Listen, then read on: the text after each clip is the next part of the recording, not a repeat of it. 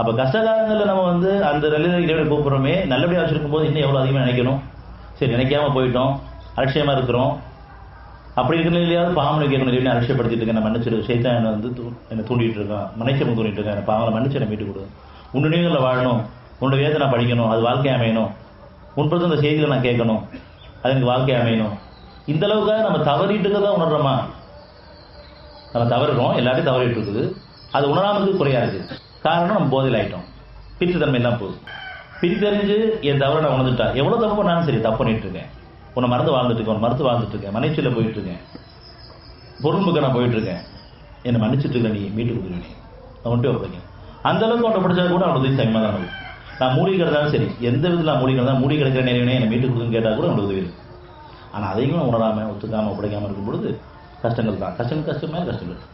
அப்போ உடனே இறைவன் திரும்புகிறோம். இறைவா, வலிக்குது, அங்கே வலிக்குது, இங்கே வலிக்குது, கை வலிக்குது, தலை வலிக்குது, பல் வலிக்குது, கால் வலிக்குது, வயிறு வலிக்குது, இங்கே அரிக்குது, அங்கே அரிக்குது.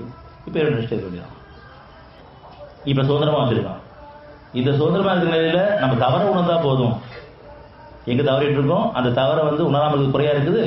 அதை மற்றவங்க சொல்லும்போது ஒத்துக்காமல் இருக்கிறது குற்றமாக இருக்குது. நீங்கள் அதிகமாக இது உபயோகப்படுத்திட்டு இருக்கீங்க, கொஞ்சம் தவிர்த்துக்கங்க, கொஞ்சம் குரான படிங்க, கொஞ்சம் மீட்டிங் கேளுங்க, கொஞ்சம் கோவப்படாதீங்க அப்படின்னு சொல்கிற குறைகள் நம்மகிட்ட இருக்கிற நம்ம உணர தவறின் காரணமாக மற்றவங்க சொல்லும் பொழுது அதை நம்ம நியாயப்படுத்த ஆரம்பிச்சோம். வெளியில் செறிஞ்சிடும், உள்ளுக்குள்ள விருப்பம் வந்துடும். அவங்க நான் சுத்தமானவங்களா, அவங்க நல்லவங்களா அப்படிங்கிற அளவுக்கு சைத்தான் அலையை காமிக்கலாம். ஒரு செய்தி நம்ம வரும்பொழுது அலட்சியப்படுத்தும், சொல்கிறவங்களுக்கு உதாசனப்படுத்திடும். அவங்க மேலே கோவம் கூட வருது. நமக்கு நல்லது சொன்னால் கோவம் வந்துடும். நான் மறுத்த, நான் அலட்சியப்படுத்திட்டு இருக்கக்கூடிய விஷய சத்தியத்தை, உண்மையை மற்றவங்க மூலமாக வெளிப்படும் போது, அது பெற்றவங்க மூலமாக வரலாம், மற்றவங்க மூலமாக வரலாம். ஆனாலும் நம்ம அதை மறுத்து வாழ்ந்துட்டு இருக்கோம்.